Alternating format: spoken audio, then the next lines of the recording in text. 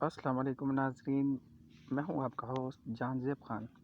آئیے آج ملالہ یوسفزئی کے کہے ہوئے باتوں پہ کچھ بیان کرتے ہیں۔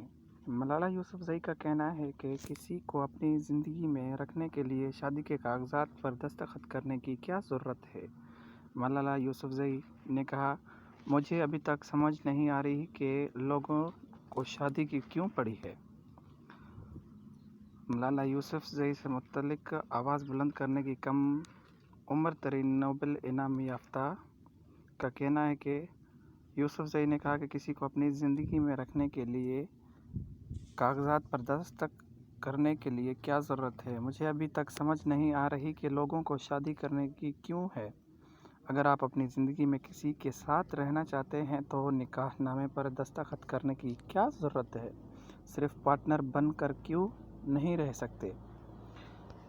تفصیلات کے مطابق برطانوی فیشن میگزین وگ کو دیے گئے انٹرویو کے دوران جب ان سے اور محبت سے متعلق سوال کیا گیا تو انہوں نے کہا کہ ان کی والدہ ہمیشہ انہیں شادی کی خوبصورت رشتے کے حوالے سے بتاتی رہتی ہیں اور ان کے والد کے پاس ایسے لوگوں کی ای میلز آتی ہیں جو انہیں اپنی جائیداد اور پیسوں کے بارے میں بتا کر مجھ سے شادی کرنے کی خواہش کا اظہار کرتے ہیں۔ لیکن مجھے ابھی تک سمجھ نہیں آتا کہ لوگوں کو شادی کی کیوں کرنا ہے۔ اگر آپ اپنی زندگی میں کسی کے ساتھ رہنا چاہتے ہیں تو نکاح نامے پر دستخط کرنے کی کیا ضرورت ہے۔ صرف پارٹنر بن کر کیوں نہیں رہ سکتے۔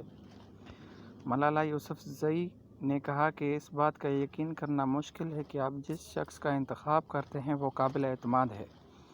خاص طور پر کسی کے ساتھ تعلقات کے بارے میں سوچنا بہت مشکل ہے۔ آپ جانتے ہیں کہ ملالہ پر ہر کوئی اپنے تعلقات کی کہانیاں شیئر کر رہے ہیں اور آپ پریشان ہو جاتے ہیں کہ آپ کسی پر بھروسہ کر سکتے ہیں یا نہیں۔ آپ کو کیسے کسی پر یقین ہو سکتا ہے۔ سوشل میڈیا، ایک سوال کے جواب۔ یوسفزئی نے کہا کہ دوپٹہ ہمارے پشتون ثقافت کی نشانی اور پہچان ہے، جس سے معلوم ہوتا ہے کہ ہمارا تعلق کہاں سے ہے۔ یہ ہمارے لیے پشتون کی ثقافتی علامت ہے، لہٰذا یہ نمائندگی کرتا ہے کہ میں کہاں سے آئی ہوں، مسلمان لڑکی ہوں یا پشتون لڑکیاں یا پاکستانی لڑکیاں۔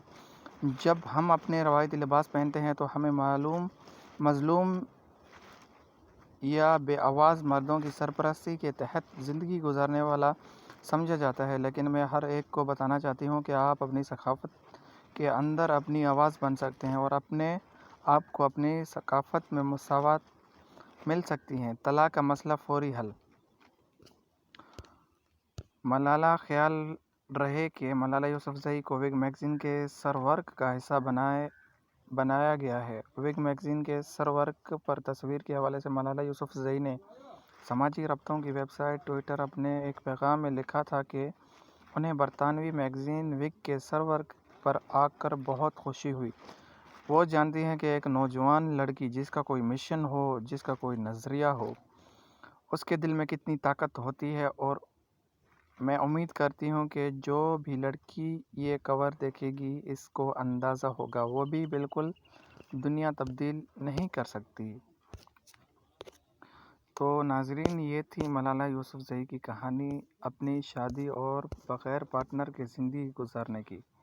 کیا ملالہ یوسفزئی نے صحیح کہا؟ کیا ایسے معاشرے میں لڑکیوں کو ایسا کہنے کا حق مل سکتا ہے؟ کیا یہ پاکستانی لڑکی ایسا کہہ سکتی ہے کہ میں ایک پارٹنر کے ساتھ بغیر نکاح کے رہ سکتی ہوں؟ جی بالکل نہیں۔ یہ اسلامی ممالک ہے ہمارا پاکستان، اس نے بہت غلط بات کی۔